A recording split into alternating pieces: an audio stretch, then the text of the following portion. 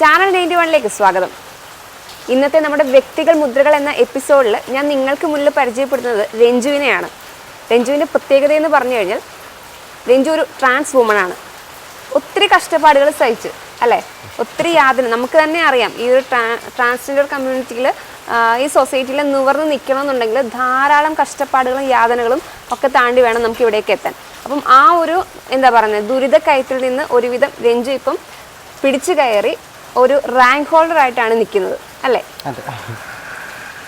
ഈ ഒരു rank holder നേട്ടം എന്ന് പറയുന്നത് സാധാരണ ഒരു ഡിഗ്രിയിൽ നിന്നൊന്നും അല്ല, കഥകളിയിൽ നിന്നാണ്. അപ്പം എന്താണ് രഞ്ജു അതിൻ്റെ ഒരു വിശേഷങ്ങൾ? വളരെയധികം സന്തോഷമുണ്ട്. കാരണം ഒരിക്കലും അച്ചീവ് ചെയ്യാനോ അല്ലെങ്കിൽ ഇത് ഡിഗ്രി കംപ്ലീറ്റ് ആക്കാൻ സാധിക്കുമോ എന്നൊന്നും ഒരിക്കലും പ്രതീക്ഷിക്കുന്നില്ല. എന്തായാലും ഈശ്വരൻ്റെ അനുഗ്രഹം കൊണ്ടും ഗുരുക്കന്മാരുടെ അനുഗ്രഹം കൊണ്ടും അത് പൂർത്തീകരിക്കാൻ സാധിച്ചു. വളരെയധികം സന്തോഷമുണ്ട്. ഇത്ര നാളത്തെ ഒരു ജൈത്രയാത്രയിൽ ധാരാളം ദുരിതങ്ങൾ അനുഭവിച്ചിട്ടുണ്ട്. ഇത് രഞ്ജു എന്നല്ല, ഈ ഒരു നിങ്ങളുടെ കമ്മ്യൂണിറ്റിയിലുള്ള എല്ലാ ആൾക്കാരും അനുഭവിക്കുന്ന ഒരു കഷ്ടപ്പാട് തന്നെയാണ്. അപ്പം ആ ഒരു അവസ്ഥ ഇപ്പം ഈ ഒരു നേട്ടത്തിൽ നിന്ന് നോക്കുമ്പോൾ ആ ഒരു അവസ്ഥയെക്കുറിച്ച് എന്താണ് പറയാനുള്ളത്? എന്തായാലും അതൊരു കഴിഞ്ഞ കാലഘട്ടമാണ്. കാരണം ഇവിടെ കേരളത്തിൽ ട്രാൻസ്ജെൻഡേഴ്സ് ഇല്ല, അല്ലെങ്കിൽ ഇവർക്ക് ഞങ്ങൾക്ക് ഇവിടെ ജീവിക്കാൻ പറ്റാത്തൊരു സാഹചര്യം ഉണ്ടായിരുന്നല്ലോ ഞങ്ങളെപ്പോഴും. അപ്പം അന്യനാടുകളിലേക്ക് ആൾക്കാർ പോയിട്ട് അവിടെയൊക്കെ ഭിക്ഷ എടുത്തൊക്കെയാണല്ലോ ബാംഗ്ലൂർ, മൈസൂർ, അങ്ങനെയുള്ള ഹൈദരാബാദൊക്കെ പോയിട്ട് ആൾക്കാർ ഭിക്ഷ എടുത്ത് ജീവിക്കുന്ന കാലഘട്ടം ഉണ്ടായിരുന്നു.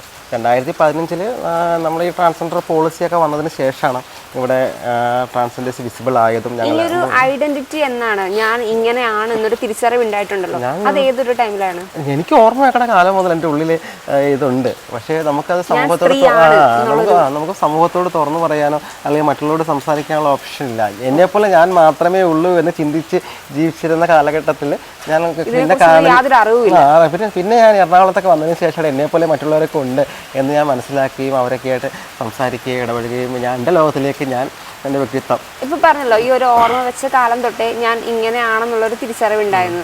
അപ്പം എന്താണ് അന്ന് ചെയ്തിരുന്നത്? സ്ത്രീകളുടെ കൂട്ട് ഒരുങ്ങി നടക്കാനൊക്കെ ഇല്ല, ഞാൻ അങ്ങനെ അല്ലെങ്കിൽ ഉള്ളതുണ്ടെങ്കിലും നമ്മൾ ആൺകുട്ടിയായിട്ടാണ് അന്ന് ജീവിച്ചിരുന്നത്. പിന്നെ 2015 ഡിസംബർ മാസം 26-ാം തീയതിയാണ് എൻ്റെ ഐഡന്റിറ്റി വെളിപ്പെടുത്തി ഞാൻ വന്നത്. അപ്പം അത് അന്ന് എത്ര ഏജ് കാണും, എത്ര വയസ്സുണ്ടാവും? ഏകദേശം ഒരു 25-26 വയസ്സ്. അത്ര നാളും കുടത്തില് വീർപ്പുമുട്ടി ജീവിച്ച ഭൂതത്തെ പോലെ. പിന്നെ അന്നത്തെ കാലത്ത് ഞങ്ങളെപ്പോൾ ആളുകളൊന്നും കേരളത്തിൽ ജീവിക്കുന്നില്ലല്ലോ കുറച്ച്. അപ്പം ഇവിടെ അങ്ങനെ ഉണ്ടെങ്കിൽ തന്നെയും ആ ഒരു ഇപ്പം ജീവിക്കുന്ന ഒരു ജീവിത സാഹചര്യത്തിൽ ആരും വന്നിട്ടില്ല. വീട്ടിൽ നിന്നുള്ള റെസ്പോൺസ് എങ്ങനെയായിരുന്നു? വീട്ടിൽ എനിക്ക് എൻ്റെ അച്ഛൻ 2008 മരിച്ചു. പിന്നെ അമ്മയാണ് 2015 നവംബറിൽ അമ്മ മരിക്കുന്നു. പിന്നെ ഞാൻ ഒറ്റയ്ക്കായി. അവർക്കറിയായിരുന്നോ ഇങ്ങനൊരു കാര്യം? ഇല്ല, അതിനു മുമ്പ് അവർ നമ്മളിതൊക്കെ ഐഡന്റിറ്റിയൊക്കെ വെളിപ്പെടുത്തുന്നവരും മരിച്ചിരുന്നു. പിന്നെ ചേച്ചിയുണ്ട്. ചേച്ചി വിവാഹം കഴിഞ്ഞു, 2 കുട്ടികളുണ്ട്. ഹസ്ബൻഡിൻ്റെ കൂടെ സുഖമായിട്ട് ജീവിക്കുന്നു. കുഴപ്പമില്ല. ആരും പ്രത്യേകിച്ച് ആരുടെ ഗുണത്തിനും പോകാറില്ല, ദോഷത്തിനും പോകാറില്ല. ആർക്കും ആദ്യം എതിർപ്പുണ്ടായാലും ഇപ്പൊ കുഴപ്പമൊന്നുമില്ല. ഇപ്പൊ അത്യാവശ്യം ആൾക്കാർ വിളിക്കാറുണ്ട്. എന്തായാലും ഞാൻ ഈ ലൈഫിലേക്ക് വന്നതിന് ശേഷം ഞാൻ ഇങ്ങനെയായി എന്നുള്ളത് കൊണ്ട് അവർക്കൊരു പക്ഷേ എന്താണ് മാനസികമായിട്ടുള്ള വിഷമം ഉണ്ടായിരിക്കും. പക്ഷേ എന്നെ ഓർത്ത് അഭിമാനിക്കുന്ന ഒരു നിമിഷങ്ങൾ അവർക്ക് ഉണ്ടാക്കി കൊടുക്കാൻ സാധിച്ചില്ല. അത് വലിയൊരു സന്തോഷമല്ലേ. ഈ ഒരു ട്രാൻസ് കമ്മ്യൂണിറ്റിയിലേക്ക് വന്നില്ലേ, തന്റെ ഐഡന്റിറ്റി ഇതാന്ന് തിരിച്ചറിഞ്ഞ് മറ്റ് പുരുഷനിൽ നിന്ന് സ്ത്രീയിലേക്കുള്ള എൻട്രിയിൽ ഹെൽപ്പ് ചെയ്യാൻ അല്ലെങ്കിൽ കൂടെ നിർത്താൻ, ചേർത്ത് പിടിക്കാനൊക്കെ ആരെങ്കിലും ഉണ്ടായിരുന്നോ? ഉണ്ടായിരുന്നു, തീർച്ചയായിട്ടും. കാരണം ഞാൻ പറഞ്ഞല്ലോ, എന്നെപ്പോലെ ഞാൻ മാത്രമേ ഉള്ളൂ എന്ന് ചിന്തിച്ചിരുന്ന കാലഘട്ടത്തിൽ എന്നെപ്പോലുള്ള സുഹൃത്തുക്കളെ കിട്ടിയപ്പോൾ അവരൊക്കെ എന്നോടൊപ്പം എന്ന് പറയുന്നത് ഇഷ്ടംപോലെ ആൾക്കാരുണ്ട്. ആ ഒരു സമയത്ത് വീട് വിട്ട് ഇറങ്ങുകയാണ് ചെയ്തതല്ലേ? വീട് വിട്ട് ഞാൻ വീട്ടിൽ പോരുകയായിട്ട്. കാരണം വെച്ചാൽ അവിടെ ജീവിക്കാൻ പറ്റില്ല, കാരണം ആരും അംഗീകരിക്കില്ല. പിന്നെ അത് അംഗീകരിക്കണമെങ്കിൽ കാലഘട്ടം കുറച്ച് മാറണം. കാലഘട്ടം മാറി ഇപ്പൊ ഏകദേശം 10 വർഷത്തോളം ആകാൻ പോകുന്നു. അല്ലല്ല, ഞാൻ എറണാകുളത്തേക്കാണ്. എറണാകുളത്ത് വന്നതിന് ശേഷമാണ് ഞാൻ മൈസൂർക്ക് പോയത്. മൈസൂർ അവിടെ ബെഗിങ് ആയിരുന്നു. ബെഗ് ചെയ്തിട്ടാണ് നമ്മൾ ജീവിതം മുന്നോട്ട് കൊണ്ടുപോയത്. ബെഗ് ചെയ്യായിരുന്നു. ബെഗിങ്ങിലൂടെ കിട്ടുന്ന വരുമാനമായിരുന്നു. അവിടെ എനിക്കൊരു ഗുരു ഉണ്ടായിരുന്നു, അവിടെ കുറേ സഹോദരിമാരുണ്ടായിരുന്നു. അതിനുശേഷം കൊച്ചി മെട്രോയിൽ എനിക്ക് ടിക്കറ്റിംഗ് ഓപ്പറേറ്റിംഗ് മെഷീൻ ഓഫീസറായിട്ട് ജോലി കിട്ടി. ഈ ഗുരു എന്നൊക്കെ പറയുമ്പോൾ ഗുരു എന്ന് പറയുമ്പോൾ നമ്മുടെ ഹിജറ കൾച്ചറിൽ നമ്മൾ ഒരു അമ്മ ഉണ്ടാവുള്ളൂ, നമുക്ക് ഒരു വീട്ടിലൊരു അമ്മ ഉണ്ടാവും. അതാണോ നിങ്ങളുടെ ഇതിൽ മാതാ? അല്ല, അമ്മ എന്നുള്ള ഗുരു സങ്കല്പത്തിലാണ്. കാരണം നല്ലത് പറഞ്ഞു കൊടുക്കുന്നവർ എന്നർത്ഥം, അല്ലെങ്കിൽ നേർവഴി കാട്ടിക്കുന്ന നമ്മളെ കൂടെ നിർത്തുന്ന അച്ഛനൊരു അമ്മയെന്ന് വിളിക്കും, ചിലർ ഗുരു എന്ന് വിളിക്കും. അത് ഓരോരുത്തരും ഇഷ്ടം പോലെ. അപ്പോൾ എനിക്കൊരു ഗുരു ഉണ്ടായിരുന്നു, മലയാളിയായിരുന്നു, അരുന്ധതി എന്നായിരുന്നു പേര്. പിന്നെ അതിനുശേഷം കൊച്ചി മെട്രോ ജോലി കിട്ടിയാണ് ഞാൻ തിരിച്ച് എറണാകുളത്തേക്ക് വരുന്നത്. മെട്രോയിലേക്കുള്ള ഒരു മെട്രോയിൽ എങ്ങനെയാണ് എത്തിപ്പെട്ടത്? മെട്രോയിൽ വന്നിട്ട് കുഴപ്പമില്ലായിരുന്നു. അന്നത്തെ കാലം സാലറി ഒന്നുമില്ലല്ലോ. പിന്നെ നമുക്കൊരു എറണാകുളം പോലെ ജില്ലയിൽ ജീവിക്കണമെങ്കിൽ എങ്ങനെ പോയാലും ഒരു ദിവസം എത്ര രൂപ വേണമെന്ന് അറിയാമല്ലോ. കിട്ടുന്നൊരു 8,000 രൂപ 7,500 അല്ലെങ്കിൽ 9,000 കിട്ടിയാൽ നമുക്ക് നമ്മുടെ ജീവിതം മുന്നോട്ട് കൊണ്ടുപോകാൻ സാധിക്കില്ലായിരുന്നു. അപ്പോൾ നമുക്കൊരു വീട് വാടകയ്ക്ക് ഇല്ല, നമ്മൾ ലോഡ്ജിൽ താമസിക്കുന്ന സാഹചര്യം വന്നു. പിന്നെ മെട്രോയിലെ സ്റ്റേഷൻ കൺട്രോളിൻ്റെ ഭാഗത്ത് നിന്ന് മോശമായൊരു പെരുമാറ്റം ഉണ്ടായപ്പോഴേക്കാണ് എനിക്ക് ആ ജോലി വേണ്ടെന്ന് വെച്ചത്. എന്നിട്ട് ഞാൻ ട്രെയിനിൽ ഇവിടുന്ന് എന്തായിരുന്നു ആ ഒരു അനുഭവം? അനുഭവം നമുക്ക് മാനസികമായിട്ട് വിഷമം തോന്നുകയുണ്ടായത്. ഇങ്ങനൊരു കമ്മ്യൂണിറ്റിയിൽ നിന്ന് വന്നതുകൊണ്ടാണ്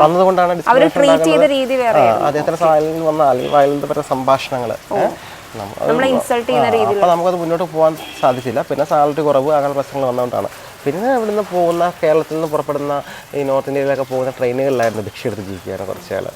പിന്നെ അതിന് ശേഷം കോട്ടയത്ത് ഒരു ട്രാൻസ്ജെൻഡർ ഷെൽട്ടർ ഹോം ഉണ്ടായിരുന്നു. അപ്പോൾ അതിൻ്റെ വെള്ളനോട്ടൊക്കെ ആയിട്ട് ആ ഇതിൽ വരുമ്പോഴാണ് കൊറോണ വന്നത്. ഭിക്ഷ എടുക്കാൻ നിൽക്കുന്ന ടൈമിൽ നമ്മുടെ പബ്ലിക്കിൻ്റെ ഭാഗത്തു നിന്ന് എന്തെങ്കിലും മോശമായിട്ടുള്ള പബ്ലിക് ഞങ്ങൾ ഹിന്ദിക്കാർ പോകുന്ന ട്രെയിനിൽ മാത്രമാണ്. മലയാളീസ് പൈസ ഒന്നും ഞങ്ങൾ വാങ്ങാറില്ല. അവർ മലയാളീസിന് മുമ്പിൽ കൈ നീട്ടാറില്ല. കാരണം എന്തുകൊണ്ടാണെന്ന് വെച്ചത് അത് എന്താണെന്ന് എനിക്കറിയില്ല.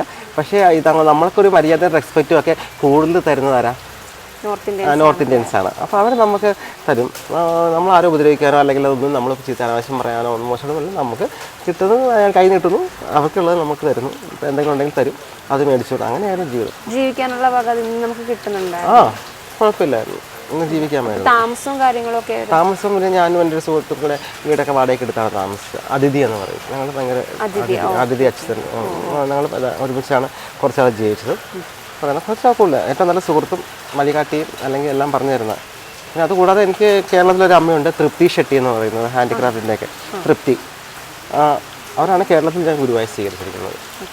നിങ്ങളപ്പം ഈ ഒരു പുരുഷനിൽ നിന്നുള്ള ഇപ്പം നമ്മുടെ മാനസികമായിട്ട് നമ്മൾ സ്ത്രീയാണ്, ഓക്കെ, സമ്മതിച്ചു. ആ ഒരു രൂപമാറ്റം ഉണ്ടല്ലോ. ഇപ്പം ഈ ഒരു ലെവലിലേക്ക് എത്തിപ്പെടാൻ നേരത്തെ പേരെന്തായിരുന്നു? നേരത്തെ പേര് രഞ്ജിത്ത്. രഞ്ജുവിലേക്കായ ആ ഒരു കഥ. രഞ്ജു എന്ന് വെച്ചാൽ ഓൾറെഡി ഞാൻ കണ്ണൂർ യൂണിവേഴ്സിറ്റിയുടെ കീഴിൽ ഞാൻ Kasaragod Nalanda College of Arts and സ്പെയറിൽ BSc ജോഗ്രഫി പഠിക്കുന്ന സമയത്ത് എൻ്റെ ഹോസ്റ്റലേഴ്സ് അവിടെ ലക്ഷദ്വീപുകാരൊക്കെ ഉണ്ടായിരുന്നു. അപ്പോൾ അവിടെ ഷാജഹാൻ എന്നൊരു കുട്ടിയുടെ ഒരു പയ്യനുണ്ടായിരുന്നു, ഷാജഹാൻ. അവനെ രഞ്ജു എപ്പോഴും വിളിക്കുക. രഞ്ജിത്തിനകത്ത് വിളിക്കുന്നതിനൊക്കെ കൂടുതൽ എല്ലാവരും രഞ്ജു. പിന്നെ എല്ലാവരും രഞ്ജു എല്ലാവരും വിളിക്കുക. പിന്നെ ഞാൻ ആ രഞ്ജു എന്നുള്ള പേര് ഞാൻ പിന്നെ മാറ്റിയിട്ടില്ല. രഞ്ജു തന്നെ ഇട്ടു. അപ്പം ഈ ഒരു എന്താ പറയുക ശാരീരികപരമായിട്ടുള്ള മാറ്റമൊക്കെ ഉണ്ടല്ലോ. നിങ്ങളിപ്പം അന്ന് നമ്മൾ ഷർട്ടും ജീൻസും ആണെങ്കിൽ ഇന്ന് ചുരിദാറിലേക്ക് എത്തിപ്പെട്ടു. ആ ഒരു ജേണി അത് എനിക്ക് അങ്ങനെ ഇത് തോന്നിയിട്ടില്ല. കാരണം നമുക്ക് എന്താണ് എൻ്റെ മനസ്സിൽ ഇതാണല്ലോ. ഇപ്പൊ സ്ത്രീകൾ പാന്റ് ഷർട്ടൊക്കെ ഇടുന്നില്ലേ? നമ്മുടെ ഐഡന്റിറ്റി മറച്ചു വെക്കാൻ വേണ്ടി നമ്മളൊരു പുരുഷനെ പുരുഷനായിട്ട് കുറച്ചാൾ ജീവിച്ചു. അതൊരു മാറ്റം ഇപ്പോൾ മോചനം കിട്ടി തിരിച്ചു വന്നു.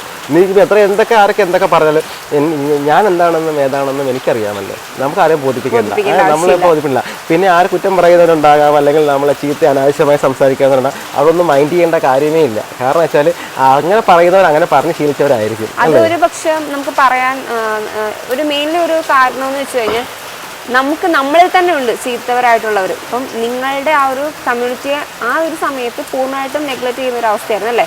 പക്ഷെ ഇന്ന് അതിൽ മാറ്റം വരുന്നു. നമ്മൾ മറ്റ് സാധാരണ ആൾക്കാർക്ക് കൊടുക്കുന്ന റെസ്പെക്റ്റ് തന്നെ നമ്മൾ തരുന്നുണ്ട്, നമ്മളെ പോലെ തന്നെ. അത്രേ ഉള്ളൂ, വേറെ ഒന്നുമില്ല. പക്ഷെ അതിൻ്റെ ഇടയിലും ചില ട്രാൻസ്ജെൻഡേഴ്സിൻ്റെ ഭാഗത്തുനിന്ന് ഉണ്ടാവുന്ന തെറ്റുകളായിരിക്കും ഒരു പക്ഷേ മറ്റുള്ളവരെ ആ കണ്ണിൽ എല്ലാവരെയും കാണാൻ പ്രേരിപ്പിക്കുന്നത്. അതിനെക്കുറിച്ച് എന്തെങ്കിലും പറയാനുണ്ടോ? അതിനെക്കുറിച്ച് ഇപ്പോൾ പറയുകയാണെങ്കിൽ ഞാൻ ഒരിക്കലും ഇപ്പം ആരെക്കുറിച്ചൊരു കുറ്റം പറയില്ല. പിന്നെ ഇപ്പം ഏറ്റവും കൂടുതൽ ഇപ്പം ഈ ഞങ്ങളുടെ നേരെ വിരൽ ചൂണ്ടുന്നു എന്ന് പറയുന്നത്, അല്ലെങ്കിൽ കേരളത്തിലെ ട്രാൻസ്ജെൻഡേഴ്സ് അല്ലെങ്കിൽ മറ്റുള്ള സുഹൃത്തുക്കൾ ഈ കുറ്റക്കാരാണെന്ന് പറയാൻ കാരണം എന്തുകൊണ്ടാണെന്ന് വെച്ചാൽ അന്യ സംസ്ഥാനത്ത് നിന്ന് ഇവിടെ വന്ന് ട്രാൻസ്ജെൻഡേഴ്സ് എന്ന വ്യാജേന ജീവിക്കുന്ന കുറേ ആൾക്കാരുണ്ട്. രാത്രി കാലങ്ങളിൽ പിടിച്ചു പറിയും, ട്രെയിനിൽ അക്രമം ചെയ്യുന്ന കുറേയേറെ നോർത്ത് ഇന്ത്യൻസ് ആയിട്ടുള്ള ട്രാൻസ്ജെൻഡേഴ്സ് ആൾക്കാരുണ്ട്. അപ്പോൾ വാർത്ത വരുമ്പോൾ എന്താണ്, കേരളത്തിലെ വാർത്ത വരുമ്പോഴേക്കും ട്രാൻസ്ജെൻഡേഴ്സ് ചെയ്തു അത് സത്യാവസ്ഥ എന്താണെന്ന് ആരും തിരിച്ചറിയുന്നില്ല. കേരളത്തിലെ ട്രാൻസ്ജെൻഡേഴ്സ് അല്ല അത് ചെയ്യുന്നത്. അങ്ങനെയുള്ള കാര്യങ്ങൾ നിങ്ങളുടെ അക്രമങ്ങളും കാര്യങ്ങളും. ഈ കഴിഞ്ഞ ദിവസം തന്നെ ഇപ്പോൾ ആലുവ ഒരു പ്രശ്നം ഉണ്ടായപ്പോഴേക്കും നോർത്ത് ഇന്ത്യയിൽ വന്നിരിക്കുന്ന ആസാമിൽ നിന്ന് വന്നിരിക്കുന്ന ഹിന്ദിക്കാരായിട്ടുള്ള ട്രാൻസ്ജെൻഡേഴ്സ് അവർ സ്വന്തം ഒരു ID കാർഡോ കാര്യങ്ങളോ ഒന്നുമില്ലാത്തവർ, അവർ പകൽ പുരുഷന്മാരും രാത്രി കാലങ്ങളിൽ സ്ത്രീയായി വേഷം കിട്ടുന്നതുകൊണ്ട് ഇങ്ങനെയുള്ള ഈ കാര്യങ്ങളൊക്കെ ഈ അക്രമങ്ങളൊക്കെ ചെയ്യുമ്പോഴേക്കും അത് വിരോധിച്ചു കൊണ്ടുവന്നത് ഞങ്ങളെപ്പോലുള്ള സാധാരണക്കാരായുള്ള ട്രാൻസ്ജെൻഡേഴ്സിൻ്റെ. കേരളത്തിലെ ട്രാൻസ്ജെൻഡേഴ്സ് എല്ലാം നല്ലവരാണ്, അവർ തെറ്റ് ചെയ്യില്ല എന്നാണ് പറയുന്നത്. അങ്ങനെയല്ല ഒരിക്കലല്ല ഞാൻ പറഞ്ഞത്. എല്ലാവരും നല്ല ചീത്തയും ഉണ്ടല്ലോ. പിന്നെ അവനോட സ്വഭാവം മാറ്റിയെടുക്കേണ്ടത് അവനവൻ തന്നെയാണ് അല്ലേ. ഞാൻ നന്നാകണമെന്ന് തീരുമാനിക്കണം, ഞാൻ തന്നെ തീരുമാനിച്ചാലേ പറ്റുള്ളൂ. ഇനി ആരെന്ത് പറഞ്ഞിട്ടും അല്ലെങ്കിൽ ആരെന്ത് നിർബന്ധിച്ചാലും ഒന്നും പറ്റില്ല. എൻ്റെ മനസ്സിൽ എനിക്ക് തോന്നണം ഞാൻ ശരിയാകണം വേണ്ടത്. അത് എല്ലാവർക്കും അങ്ങനെ ഒരു മനസ്സുണ്ടാകട്ടെ എന്ന് ഞാൻ പ്രാർത്ഥിക്കുന്നു. നമ്മൾ പബ്ലിക്കിൽ ഇറങ്ങി ചെന്ന സമയത്ത് നമ്മുടെ സൊസൈറ്റിയിൽ ജോലിക്കായിട്ടൊക്കെ കുറേ ബുദ്ധിമുട്ടിയിട്ടുണ്ടല്ലോ. അതെന്താണ് ഈ ആൾക്കാരുടെ ആ ഒരു സമീപനമാണോ അതിന്റെ മെയിൻ കാരണം എന്ന് പറയുന്നത്? കാരണം ഒരു ജോലിക്ക് ചെന്ന് കഴിയുമ്പോൾ അത് നമ്മൾ അങ്ങനെ നമ്മുടെ എന്നെ സംബന്ധിച്ച് അപകർഷതാബോധം ഉണ്ടോ ചോദിച്ചാൽ ചില സന്ദർഭങ്ങളിൽ ചില സ്ഥലങ്ങളിൽ ചെല്ലുമ്പോൾ ഉണ്ടാവും അല്ലേ. അതിലൊന്നാണ് ബെഗ് ചെയ്യുമ്പോൾ ഉണ്ടായ കേരളത്തിലുള്ളവരോട് ചോദിക്കാൻ പറ്റാത്ത ഒരു അതുകൊണ്ടൊക്കെ തന്നെ ആയിരിക്കും. പക്ഷേ പിന്നെ നല്ലൊരു ഫാമിലിയിൽ ജനിച്ചു വളർന്ന് നമ്മുടെ ആ ഒരു അവസ്ഥയിൽ എത്തിപ്പെട്ടപ്പം കുറെ യാതനകൾ സഹിച്ചപ്പം നമുക്കെന്താ പിന്നെ ജോലി സ്ഥലത്ത് ഡിസ്ക്രിമിനേഷൻ ഉണ്ടാവുന്നുണ്ടെങ്കിൽ തന്നെ ഉണ്ട്, എന്തായാലും ഉണ്ടാവും. എല്ലാ മേഖലകളിലും ഉണ്ട് ഡിസ്ക്രിമിനേഷൻ ഉണ്ട്. ഒരു വിധത്തിലേക്ക് വേറെ വിധത്തിൽ നമ്മൾ നേരിട്ട് നമ്മളോട് സംസാരിക്കുന്നില്ല എങ്കിലും നമ്മളോട് പെരുമാറുന്നില്ല എങ്കിലും ഉണ്ട് ഡിസ്ക്രിമിനേഷൻ ഉണ്ട്. ജോലി സ്ഥലങ്ങളിൽ ഇപ്പം കുറേ ആൾക്കാരൊക്കെ ജോലി ചെയ്യുന്നുണ്ട്. ബ്യൂട്ടീഷ്യൻസ് ഉണ്ട്, അതുപോലെ തന്നെ മേക്കപ്പ് ആർട്ടിസ്റ്റുകളില്ലേ, കലാരംഗത്ത് പ്രവർത്തിക്കുന്ന. ഇപ്പം എന്താണ് കാലഘട്ടങ്ങൾ വളർന്നുകൊണ്ടിരിക്കുകയല്ലേ. ഇപ്പോൾ പഠിക്കാനുള്ള സാഹചര്യങ്ങൾ സർക്കാർ കൊടുക്കുന്നുണ്ട്. ഇപ്പോൾ എനിക്ക് പറയാനുള്ളത് ഇനിയും നിങ്ങൾ നമ്മളെ പോലുള്ള അല്ലെങ്കിൽ ചെറുപ്പകാലത്ത് സ്കൂളിൽ നിന്നൊക്കെ ഡ്രോപ്പ് ഔട്ടായിട്ട് വന്നിട്ടുള്ള അവർക്ക് എന്താണ് പഠിക്കാൻ ശ്രമിക്കട്ടെ. അവർക്ക് പഠിച്ച് നല്ല നിലകളിലേക്ക് വരട്ടെ എന്നാണ് ഞാൻ പറയുന്നത്. നല്ല ജോലി അവസരങ്ങളൊക്കെ ഇനി വരും എന്തായാലും.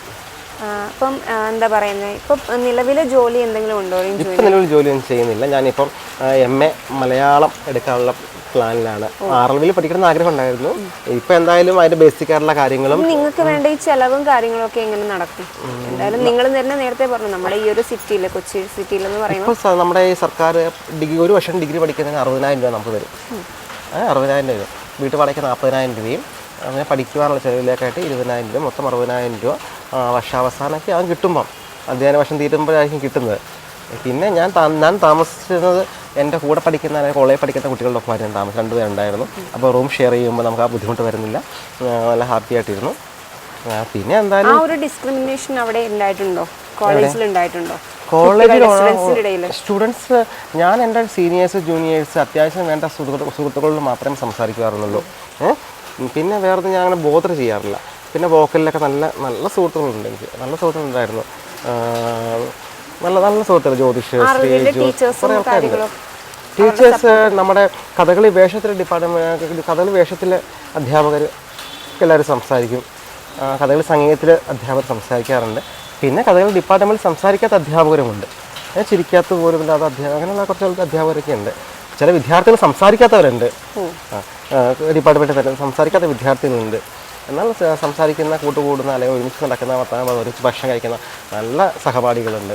പിന്നെ ഇംഗ്ലീഷ് മിസ്സ്, അതുപോലെ മലയാളം പഠിപ്പിച്ചിട്ട് മിസ്സൊക്കെ ഇവരൊന്നും ഒരിക്കലും ജീവിതത്തിൽ മറക്കാൻ പറ്റില്ല. നമ്മുടെ ഹൃദയത്തോട് ചേർത്ത് എത്തി. അപ്പോൾ എസ്പെഷ്യലി പ്രിൻസിപ്പൾ അവസാനത്തെ ഫീസ് പോലും കൊടുത്ത പ്രിൻസിപ്പളാണ് എൻ്റെ.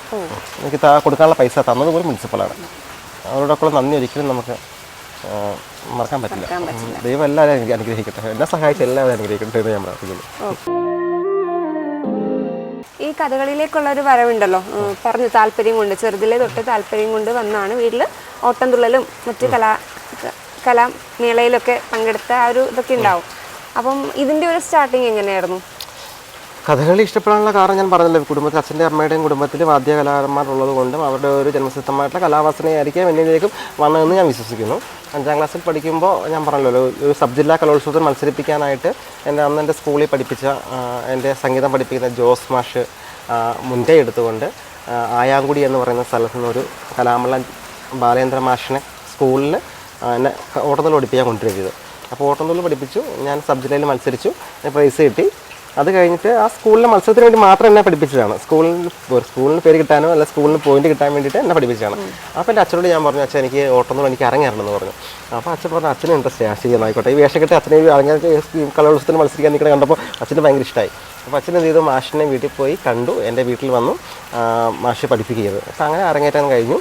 അത് കഴിഞ്ഞ് പിന്നെ തുടർന്ന് 1 വർഷം ഗ്യാപ്പ് വന്നു. പിന്നെ 7ാം ക്ലാസ്സിൽ പഠിക്കുമ്പോൾ വീണ്ടും വേറെ കുറിച്ചിത്താനം, പാലായിൽ കുറിച്ചിത്താനം കലാമണ്ഡലം ജനാർദ്ദനൻ എന്ന് പറയുന്ന ഒരു മാഷിൻ്റെ വീണ്ടും തുടർന്ന് പഠിച്ചു. കുറേ സബ് ജില്ലാ കലോത്സവങ്ങൾ മത്സരിച്ചു. കണ്ണൂർ യൂണിവേഴ്സിറ്റി മത്സരിച്ചിട്ടുണ്ടായിരുന്നു. 2005, 2006 കണ്ണൂർ യൂണിവേഴ്സിറ്റിയിലും 2006, 2007 കണ്ണൂർ യൂണിവേഴ്സിറ്റിയിലും കഥകളി ഓട്ടംതുള്ളൽ തന്നെ എനിക്ക് അന്ന് ഫസ്റ്റ് പ്രൈസ് ഉണ്ടായിരുന്നു ഓട്ടംതുള്ളൽ. പിന്നെ അതിനുശേഷം കഥകളി എനിക്ക് പഠിക്കണമെന്ന് ചെറുപ്പത്തിൽ ആഗ്രഹം ഉണ്ടായിരുന്നു. എൻ്റെ അച്ഛൻ്റെ സുഹൃത്ത് കലാമണ്ഡലം മോഹൻ എന്ന് പറയും, വീടിന് തൊട്ടടുത്ത് തന്നെയാണ്. അപ്പോൾ അദ്ദേഹം ഈ അമ്പലത്തിലൊക്കെ വരുന്ന സമയത്ത് കഥകളിയെക്കുറിച്ചും അദ്ദേഹം ഇപ്പോൾ സാർ സംസാരിക്കുമ്പോൾ എപ്പോഴും ഒരു മുഖത്തൊരു ഭാവമുണ്ട്. കലാമണ്ഡലത്തിൽ പഠിച്ചിട്ട് വന്നതിന് ശേഷം അദ്ദേഹം വില്ലേജ് ഓഫീസറായിട്ട് സർക്കാർ ജോലി കിട്ടിയ വില്ലേജ് ഓഫീസറായിരുന്നു. അപ്പോൾ അദ്ദേഹം പറയുമ്പോഴൊക്കെ എപ്പോഴും കണ്ണിങ്ങനെ പറയുന്നു, നത്താരം പറയുന്നു, എന്ത് പറഞ്ഞാലും നമുക്ക് കഥകളി കലാമണ്ഡലത്തിലെ കാര്യങ്ങൾ, ചെറുപ്പത്തിലെ പഠനത്തെക്കുറിച്ച്, കണ്ണ് സാധകത്തെക്കുറിച്ച്, ചൊല്ലിയാട്ടത്തെക്കുറിച്ചൊക്കെ പറഞ്ഞപ്പോൾ ആഗ്രഹം ഉണ്ടായിരുന്നു, മനസ്സിലുണ്ടായിരുന്നു. പിന്നെ ഞാൻ ഈ തൃപ്പൂണിത്തുറയുടെ ബൈപ്പാസ് വഴി പോകുമ്പോൾ കോളേജ് ആ സൈഡില്ല യാത്ര ചെയ്യുമ്പോഴേക്കും ഈ അവിടുന്ന് ചെണ്ട കൊട്ടുന്ന ശബ്ദങ്ങൾ, ഈ അല്ലെങ്കിൽ എന്താണ് ഈ കഥകളിയുടെ ചൊല്ലിയാടക്കളിൽ കേട്ടുന്ന ശബ്ദങ്ങൾ, ഡാൻസിൻ്റെ ഈ വീണയുടെ വയലിൻ്റെ കൊച്ചു കേൾക്കുമ്പോൾ ആഗ്രഹിച്ചിട്ടുണ്ട്, ആ കോളേജിലൊന്ന് കയറണം എന്ന് ആഗ്രഹിച്ചിട്ടുണ്ട്. പക്ഷെ നമുക്കെന്താണ് നമ്മൾ പഠിക്കാൻ നമ്മുടെ സമയം കഴിഞ്ഞ് പോയി എന്ന് ചിന്തിച്ചപ്പോഴേക്കും പെട്ടെന്നൊരു തീരുമാനത്താണ് അവിടെ കഥകളി ഉണ്ടല്ലോ അങ്ങ് പോയത്, കഥ പറഞ്ഞങ്ങ് പോയത്. സന്തോഷം.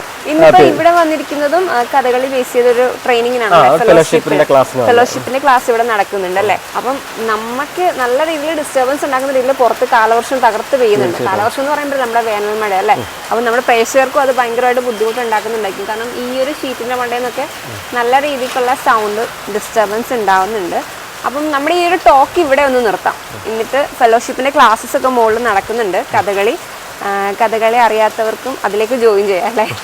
അതെ, കാരണം സാധാരണക്കാർക്കായിട്ടുള്ള ആൾക്കാർക്ക് പഠിക്കാൻ പറ്റും. കാരണം ഈ 1000 കലാകാരന്മാർക്ക് കൊടുക്കുന്ന ഫെലോഷിപ്പ് കിട്ടിയ ഒരു വ്യക്തിയാണ് എൻ്റെ ഇപ്പോൾ ടീച്ചറായിട്ടുള്ള ആര്യ ചേച്ചി ആണല്ലേ. അത് നമ്മുടെ സാധാരണ ജനങ്ങൾക്ക് അറിയാത്തൊരു കാര്യമായിരിക്കും, എല്ലാവർക്കും അറിയില്ല. അപ്പൊ അതിന്റെ ആ ഒരു പ്രൊസീജിയർ ഒക്കെ എങ്ങനെയാ അറിയുന്നത്? ഞാനിപ്പോൾ മരട് മുനിസിപ്പാലിറ്റിയിലാണ് ഞാൻ കൊണ്ട് അപേക്ഷ കൊടുത്തു. അവിടെ നിന്ന് എനിക്ക് വിളിച്ചു പറഞ്ഞു ക്ലാസ് ഇന്ന സ്ഥലത്താണ്, ഇന്ന സെന്ററിലേക്ക് എല്ലാം പറഞ്ഞു. അപ്പോൾ അവിടെ കിട്ടി നമ്മുടെ കോളേജിൽ തന്നെ അവിടെ ആർച്ചിച്ചായിരുന്നു. യോഗ്യത എന്താണ്? യോഗ്യത ആർക്കും പഠിക്കാം. ഫീസും കാര്യങ്ങളൊക്കെ? ഫീസൊന്നുമില്ല. ഇത് സർക്കാർ ഈ പഠിപ്പിക്കുന്ന ടീച്ചേഴ്സ് സർക്കാരിന്റെ ഫെലോഷിപ്പ് ഉണ്ടല്ലോ. അപ്പൊ നമുക്ക് ശനി ഞായറും ഞങ്ങൾ ക്ലാസ്സിൽ വരും, ഞങ്ങൾ ക്ലാസ് അറ്റൻഡ് ചെയ്യും. എന്തായാലും കിട്ടുന്നുണ്ട്. അപ്പൊ എന്തായാലും ഫീസ് കൊടുത്ത് പഠിക്കാനുള്ള സാഹചര്യം ഒന്നും എനിക്കില്ല. ഫീസ് കൊടുത്ത് പഠിക്കാനുള്ള സാഹചര്യം എനിക്കില്ല. എനിക്കും ഒരാഗ്രഹം. അപ്പം നമ്മുടെ സാധാരണ ആൾക്കാർക്കൊക്കെ കഥകളി പഠിക്കണമെന്ന് ആഗ്രഹം ഉണ്ടെങ്കിൽ നമ്മുടെ വീഡിയോ സ്കിപ്പ് ചെയ്യാതെ കാണുക. പ്രൊസീജിയേഴ്സ്, അതിൻ്റെ സ്റ്റെപ്പും കാര്യങ്ങളൊക്കെ രഞ്ജു തന്നെ പറയുന്നുണ്ടല്ലേ എങ്ങനെയൊക്കെയാണെന്നുള്ളത്. അപ്പം എന്തായാലും നമുക്കിനി ക്ലാസ്സിലോട്ട് തന്നെ പോവാം. ബാക്കി അവിടുത്തെ കാഴ്ചകൾ നമുക്ക് കാണാം. പോവല്ലേ?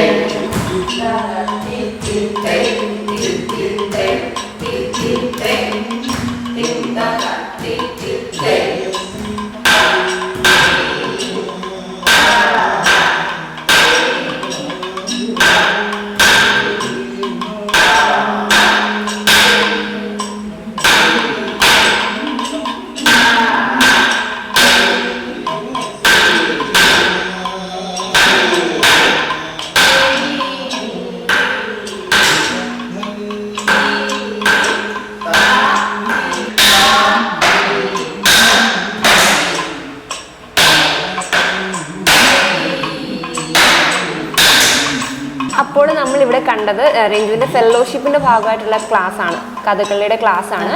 ആ ക്ലാസ്സുകൾ നയിക്കുന്നത് ടീച്ചറിൻ്റെ പേര് ആര്യാദേവി. ഓക്കെ. ഈ ഒരു ഫീൽഡിലോട്ട് വന്നിട്ട് ഇപ്പോൾ എത്ര വർഷമായി? ഞാനിപ്പോൾ ഒരു 8 വർഷത്തോളം. എവിടെയാണ് പഠിച്ചതൊക്കെ? ആരോഗ്യത്തിൽ തന്നെയാണോ പഠിച്ചത്? ഞാൻ ക്ലാസ് തുടങ്ങിയിരുന്നത് രഞ്ജിനി സുരേഷ് എന്ന് പറഞ്ഞിട്ട് ഒരു അധ്യാപികയുടെ അടുത്തായിരുന്നു. അത് കഴിഞ്ഞ് അറൽവിയിൽ ജോയിൻ ചെയ്ത് ഞാൻ അറൽവിയിൽ ക്ലാസ് കണ്ടിന്യൂ ചെയ്തു. അവിടെ BA കഴിഞ്ഞു. ഇപ്പം നിലവിൽ MA ചെയ്തുകൊണ്ടിരിക്കുന്നു. ഇപ്പം നിലവിൽ ഞാൻ പഠിക്കുന്നത് ഒളരി മനോജ് എന്ന് പറഞ്ഞിട്ട് കലാമണ്ഡലം മനോജ് എന്ന് പറഞ്ഞിട്ട് ആശാൻ്റെ അടുത്ത് ഇപ്പം നിലവിൽ പഠിച്ചുകൊണ്ടിരിക്കുന്നു അല്ലേ? ഇപ്പം രഞ്ജുവിനെ കുറിച്ചിട്ടുള്ളൊരു അഭിപ്രായം എന്താണ് ഈ ഒരു കഥകളി ബേസ് ചെയ്തിട്ട് പഠിക്കാനും ചെയ്യാനും? കഥകളി ബേസ് ചെയ്തിട്ട് ഒന്നാമത്തെ വെച്ചാൽ രഞ്ജുവിനെ പോലെ ഒരാൾ ഈ ഫീൽഡിലേക്ക് വരിക എന്നുള്ളത് തന്നെ നമുക്ക് പുതിയൊരു അനുഭവമായിരുന്നു. ക്ലാസ്സിൽ വന്നപ്പോഴാണെങ്കിലും ഒക്കെ നമുക്ക് തന്നെ പുതിയൊരു അനുഭവമായിരുന്നു. പിന്നെ അവൾക്ക് നല്ല ഇൻട്രസ്റ്റ് ഉണ്ട് പഠിക്കാൻ. ആൾ ഓട്ടംതുള്ളൽ ഒക്കെ പഠിച്ചിട്ട് വന്നതും കൂടി ആയതുകൊണ്ട് ആ കഥകളി എന്നുള്ള ഒരു കലാരൂപത്തിനോട് പൊതുവേ നല്ലോണം ഇൻട്രസ്റ്റ് ആയിട്ട് തന്നെ വന്നതാണ്. പിന്നെ എന്നെക്കൊണ്ട് പറ്റുന്ന പോലെ ഞാനും അവിടെ അറിവിൽ പഠിച്ചിട്ടുള്ള അതാണ് കൂടുതൽ എനിക്ക് കിട്ടിയിരിക്കുന്ന അറിവ്. അപ്പോൾ അതുകൊണ്ട് അവിടെ പഠിച്ചിട്ടുള്ള ഒരു അറിവ് വെച്ച് എന്നെക്കൊണ്ട് പറ്റുന്ന പോലെ സിലബസ് ബേസ് ചെയ്ത് എന്തൊക്കെ ചെയ്യാം, എന്നെക്കൊണ്ട് പറ്റുന്ന ഹെൽപ്പ് എന്നുള്ള നിലയ്ക്കാണ് അതെ ചെയ്തു പോകുന്നത്. നമ്മൾ നൃത്തത്തിൽ നമ്മൾ ചെയ്യുമ്പോൾ പല മുദ്രകളും കാര്യങ്ങളും അടവുകളും ഒക്കെ ഉണ്ട്. അപ്പം ഞാനിപ്പം ഇവിടെ കളിച്ചത് വെച്ച് നോക്കുകയാണെങ്കിൽ ഞാൻ ശ്രദ്ധിച്ചൊരു കാര്യം, നമ്മൾ ചുവട് വെക്കുന്ന സമയത്ത് ഒരു ഇങ്ങനെ നമ്മൾ വെക്കാണ്ട് ഇങ്ങനെ ഒരു ചെറിയൊരു കൂടി ചെയ്തു പോകുന്നുണ്ട്. അപ്പം അതെന്താ അങ്ങനെ ഒരു ശൈലിയാണ്? അത് കഥകളിയുടെ നിൽപ്പിന്റെ ആ ഒരു സ്ട്രക്ചർ എന്ന് പറയുന്നത് അങ്ങനെയാണ്. കാലിനെ വക്ക് വെക്കുക എന്ന് പറയും. അപ്പം നമ്മളെ കാല് തള്ളവിരലിങ്ങനെ പൊക്കത്തേക്ക് ആക്കിയിട്ട് ആ വക്ക് കാണിച്ചുകൊണ്ട് തന്നെ വക്ക് മാത്രമേ നിലത്ത് കൊള്ളുള്ളൂ. അതെല്ലാ സ്റ്റെപ്പ് ചെയ്യുമ്പോഴും അങ്ങനെ തന്നെ, ഓരോ ചൂട് ചെയ്യുമ്പോഴും അവസാനം അത് തന്നെ അങ്ങനെ തന്നെ നിൽക്കണം. അതെ. ഇനി വെറുതെ നിൽക്കുന്ന വെച്ചാൽ ഒരു കഥാപാത്രം അഭിനയിക്കുമ്പോൾ മറ്റൊരു വേഷം കൂട്ടുവേഷം നിൽക്കുന്നത് പോലും ആ കാല് മടക്കി തന്നെ, അതായത് എല്ലാ വിരലും ഒരിക്കലും സമത്തിൽ നിൽക്കില്ല. എല്ലാ കാലും ഇങ്ങനെ വിരലുകൾ കർവ് ചെയ്തിട്ട് തന്നെ നിൽക്കുന്നത് അല്ലേ. അപ്പൊ ഇത് പഠിച്ചെടുക്കാനും ഭയങ്കര ടാസ്ക് ആയിരിക്കും. പഠിച്ചെടുക്കാന്ന് പറഞ്ഞാല് പൊതുവേ സ്ത്രീകൾ ഈ ഒരു ഫീൽഡിലേക്ക് കുറെ കാലമെങ്കിലും വരാൻ ഉണ്ടായിരുന്നില്ലാത്തത് ഇതുകൊണ്ടായിരിക്കാം എന്ന് തോന്നുന്നു. കാര്യം കുറച്ച് അധ്വാനം കൂടുതലുള്ളതാണ്. പിന്നെ ഈ പറഞ്ഞ പോലെ ഇവരിവിടെ ചെയ്യുന്ന സമയത്ത് ഞാൻ അവിടെ ഇരുന്ന് ഇങ്ങനെയൊക്കെ നോക്കിയിട്ടുണ്ടായിരുന്നു. പക്ഷെ എനിക്ക് പെട്ടെന്ന് ക്യാച്ച് ചെയ്യാൻ പറ്റില്ല. അത് ഞാൻ ചോദിച്ചത്. അതെ, കുറച്ച് വെച്ചാൽ സമയമെടുക്കും. നമ്മളിപ്പോൾ ഒരുപാട് അതിനു വേണ്ടി തന്നെയുള്ള അഭ്യാസങ്ങൾ കുറച്ച് ചെയ്ത് കഴിഞ്ഞിട്ട് ശേഷം സാധകങ്ങളുണ്ട്, ചുഴിപ്പുകളുണ്ട് നമ്മുടെ ദേഹത്തിന് വേണ്ടിയിട്ട്. അതൊക്കെ കഴിഞ്ഞതിന് ശേഷമാണ് നമ്മൾ ഈ ഒരു പതുക്കെ ഓരോരോ കുട്ടിത്തരം ഇടത്തരം എന്നൊക്കെ പറഞ്ഞിട്ടുള്ള ഓരോ ലെവൽ വേഷങ്ങളിലേക്കൊക്കെ നമ്മൾ പഠിച്ചു വരും. അടവുകളുണ്ട്. നമ്മൾ ഡാൻസിലെ പോലെ തന്നെ അടവുകൾ ഇതിനുണ്ട്. അപ്പം ഡാൻസിലെ പോലെ തന്നെ ഇപ്പൊ ഞാൻ കണ്ട് തോടയം, ആദ്യം നമ്മൾ കഥകളിയിൽ ചെയ്തത് തോടയം, നൃത്തത്തിലും നമ്മൾ തോടയം ചെയ്യാറുണ്ട്. നമ്മൾ ഇപ്പം ആദ്യം മുതൽക്ക് അവസാനം വരെ ഇപ്പം കാണികൾക്ക് ശരിക്കും കഥ അറിയാതെ ആട്ടം കാണുക എന്ന് പറയും കഥകളി. സത്യത്തിൽ ഇവർക്ക് ആ ഒരു കഥ എന്താണെന്നോ ഇവരെന്താ ചെയ്യുന്നതെന്നൊന്നും അറിയില്ല. ഫുള്ളും ഫേഷ്യൽ എക്സ്പ്രഷൻ ആയതുകൊണ്ട് കൂടി തന്നെ. അപ്പം ഈ ആദ്യം ഇടയ്ക്ക് അവസാനം ഇങ്ങനെ കുറേ ഉണ്ടല്ലോ. നമ്മൾ ഇപ്പം ഡാൻസിലാണെങ്കിൽ ഗണപതി സ്തുതി, തോടയം അങ്ങനെയൊക്കെ പറയുന്നത് പോലെ തന്നെ ഇതിൻ്റെ അടവുകളൊക്കെ എന്താണ്? ഫസ്റ്റ് പറയുകയാണെങ്കിൽ തോടയത്തിൽ തുടങ്ങും. തോടയം കഴിഞ്ഞിട്ട് മറ്റേ വന്ദന ശ്ലോകം, അത് കഴിഞ്ഞ് പുറപ്പാടുണ്ട്. പുറപ്പാട് കഴിഞ്ഞ് മേളപ്പദം കഴിഞ്ഞിട്ടാണ് ശരിക്കും പറഞ്ഞാൽ നമ്മൾ ഈ വേഷത്തിലേക്ക് എൻട്രി ചെയ്യുക. തോടയം എന്ന് പറയുന്നത് ശരിക്കും പറഞ്ഞാൽ സ്തുതിയാണ്. അതിൽ ഗണപതി, സരസ്വതി അല്ലെങ്കിൽ ശിവൻ, വിഷ്ണു എന്നൊക്കെ പറഞ്ഞിട്ട് അങ്ങനെ ആ ദേവന്മാരെ സ്തുതിച്ചുകൊണ്ടുള്ള ഒരു ഘട്ടം തന്നെയാണ് തോടയത്തിലൂടെ പോകുന്നത്. അത് കഴിഞ്ഞിട്ട് നമ്മൾ ഈ പറഞ്ഞ എന്താ പറയുക വന്ദന ശ്ലോകം, ആ വന്ദന ശ്ലോകം ഒരു എന്താ പറയുക ചിലപ്പോൾ ദേവതകളുടെ അനുസരിച്ച് ചില സ്ഥലത്ത് പാടാറുണ്ട്. അങ്ങനെ അത് കഴിഞ്ഞിട്ട് എന്താണ് പറയുക പുറപ്പാടിലേക്ക് വരും. പുറപ്പാടിലെന്ന് പറഞ്ഞാൽ ഓരോ കഥയ്ക്കും അതിൻ്റേതായ പുറപ്പാട് ശരിക്കുമുണ്ട്. നിലവിൽ എല്ലാ ഇപ്പോൾ ഒരുവിധപ്പെട്ട അരങ്ങുകളിലും ഒരേ പുറപ്പാട് തന്നെയാണ് ചെയ്യുന്നത്. അപ്പോൾ അത് കഴിഞ്ഞതിന് ശേഷം പിന്നെ എന്ന് പറഞ്ഞാൽ വേഷം ചെയ്യുന്ന ഒരാൾക്ക് നമുക്ക് ഈ താളം വേണം, പാട്ട് ശ്രദ്ധിക്കണം, കൊട്ട് ശ്രദ്ധിക്കണം. ഇതെല്ലാം കഴിഞ്ഞിട്ട് നമ്മൾ ചെയ്യുന്നതും കൂടെ വരുമ്പോഴാണ് ആ സിങ്ക് വരുള്ളൂ. നമ്മൾ ചെയ്യുന്നതുമായിട്ടുള്ള സിങ്ക് വരും. നമ്മൾ ഈ ഒരു പ്രാക്ടീസ് സമയത്ത് ടീച്ചറിനോടൊപ്പം തന്നെ അവരും പാടുന്നുണ്ടായിരുന്നു വായ്ത്താരിയൊക്കെ. അതെ. പക്ഷെ വേദിയിൽ കയറുമ്പം അത് ചെയ്യില്ല. ഇല്ല, തോടയത്തിന് വരും. തോടയത്തിന് വായ്ത്താരി പറഞ്ഞ് ചെയ്യണം എന്നാണ്. അത് കളരിയിലാണെങ്കിലും അരങ്ങിലാണെങ്കിലും വായ്ത്താരി പറഞ്ഞ് തന്നെ ചെയ്യണം എന്നാണ് തോടയത്തിൻ്റെ പ്രത്യേകത. അതേസമയം ബാക്കി അവിടെ നിന്ന് ഇങ്ങോട്ടുള്ള ഏതാണെങ്കിലും പിന്നെ നമുക്ക് ചുണ്ടനക്കാനുള്ള ഇതില്ല. പിന്നെ അനക്കുന്ന വേഷങ്ങളുണ്ട്, വായ തുറക്കുന്ന വേഷങ്ങളുണ്ട്, അവർക്ക് ചെയ്യാം. അല്ലാതെ വേഷങ്ങൾക്ക് പൊതുവേ ഈ ഇടയ്ക്ക് അലർച്ചയൊക്കെ വരുന്നത് കത്തി വേഷങ്ങൾ, താടി വേഷങ്ങൾ, കരിവേഷങ്ങളൊക്കെ വരുമ്പോഴേക്കും ഇല്ല, പച്ചക്കില്ല. അല്ലെങ്കിൽ മിനുക്ക് എന്ന് പറയുന്ന സ്ത്രീവേഷം ആവട്ടെ, അല്ലെങ്കിൽ അല്ലാത്ത ഈ മറ്റേ ബ്രാഹ്മണൻ എന്നൊക്കെ പറയുന്ന വേഷങ്ങളാവട്ടെ, അങ്ങനത്തെ വേഷങ്ങളൊക്കെ ഒന്നും അതിനൊന്നുമില്ല. അല്ലാതെ മെയിൻ ഈ കത്തിവേഷമുള്ള സാത്വിക വേഷങ്ങൾക്കൊന്നും ഇല്ല എന്നർത്ഥം. ഓക്കെ, അല്ലാത്തതിനാണ് ഈ അലർച്ച കാര്യങ്ങളൊക്കെ വരുന്നത് അല്ലേ. അതേപോലെ നമ്മൾ കണ്ടു, ഒരു ചെയർ ഇട്ടിട്ട് ഒരു കുട്ടീനെ ഇരുത്തിയിട്ട് ഒരാൾ, അതായത് രഞ്ജു ചെയ്യുന്നു, അടവുകൾ ചെയ്യുന്നത് കണ്ടു. ഈ ഇരുത്തുന്നതിൻ്റെ ആ ഒരു ഇതെന്താണ്? ഇതെന്ന് വെച്ചാൽ ഞാൻ ചെയ്തത് ഒരു സന്ദർഭം, ഇപ്പോൾ വരുന്ന 7-ാം തീയതി പൂർണ്ണത്രേഷ്യൻ്റെ അമ്പലത്തിൽ സന്താനഗോപാലം എന്ന് പറഞ്ഞൊരു കഥകളി നടക്കുന്നുണ്ട്. അപ്പോൾ അതിൽ രഞ്ജുവിൻ്റെ വേഷം ബ്രാഹ്മണപത്നിയാണ്. അപ്പോൾ ആ കുട്ടി ഇരുത്തിയതെന്ന് പറഞ്ഞാൽ ബ്രാഹ്മണൻ എന്നുള്ള ക്യാരക്ടറിന് വേണ്ടിയിട്ട് ഞാൻ ജസ്റ്റ് ഇരുത്തിയെന്നേ ഉള്ളൂ. അപ്പോൾ ബ്രാഹ്മണൻ്റെ അടുത്ത് സന്താനഗോപാലം കഥ അറിയാമെങ്കിൽ അറിയാം. ഒരു ബ്രാഹ്മണന് ഉണ്ടായ 9 കുട്ടികളും മരിച്ചതിന് ശേഷം ബ്രാഹ്മണൻ ആ കുട്ടിയുടെ ശവവുമായിട്ട് നേരെ കൃഷ്ണൻ്റെ സദസ്സിലെത്തിയതിന് ശേഷം വിലപിക്കുകയാണ്. അവിടെ ഇരുന്നിട്ട് എൻ്റെ കുട്ടികളെല്ലാം മരിച്ചു എന്നൊക്കെ പറഞ്ഞുകൊണ്ട് വിലപിച്ച് അവിടുന്ന് അർജുനനുമായിട്ടുള്ള സഖ്യത്തിൽ, അതായത് സത്യം ചെയ്തു കൊടുക്കുകയാണ്. അടുത്ത കുട്ടി 10ാമത്തെ കുട്ടിയെ ഞാൻ രക്ഷിച്ചോളാം എന്ന് പറയുന്ന ആ സത്യം ചെയ്തു കൊടുത്തത് കേട്ടുള്ള സന്തോഷത്തിൽ ബ്രാഹ്മണപത്നിയുടെ അടുത്ത് വന്ന് പറയും. അതായത് ബ്രാഹ്മണപത്നിയുടെ അടുത്ത് വന്ന് പറയുന്ന സന്ദർഭം കഴിഞ്ഞതിന് ശേഷമുള്ള പദമാണ് നമ്മളിപ്പോൾ ചെയ്യിച്ചത്. അതാണ് ഉള്ളു. ബ്രാഹ്മണപത്നിയുടെ പദം എന്ന് പറയുന്നത് അവിടെ സ്റ്റാർട്ട് ചെയ്യുന്നത്.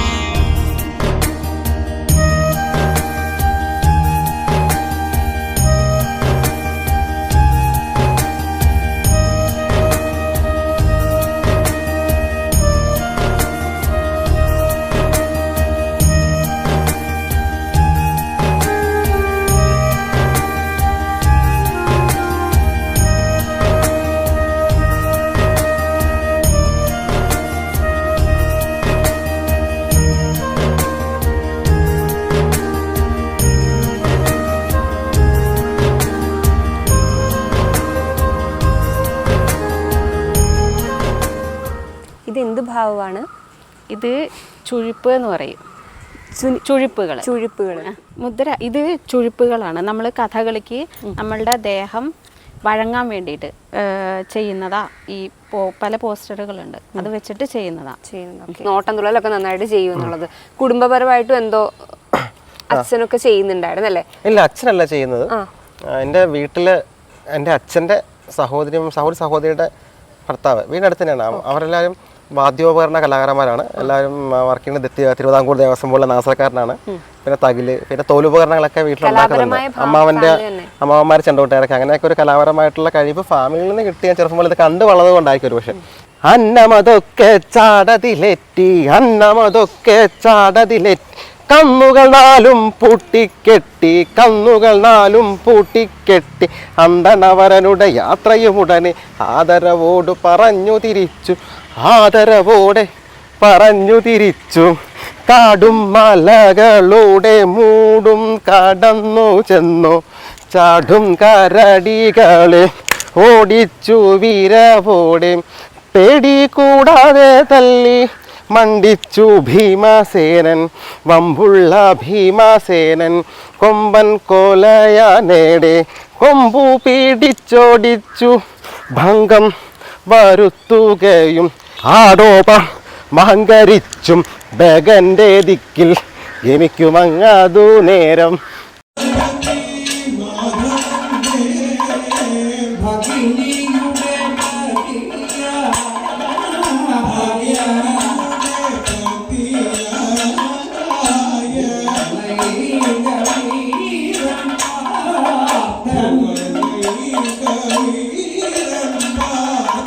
ഭവതി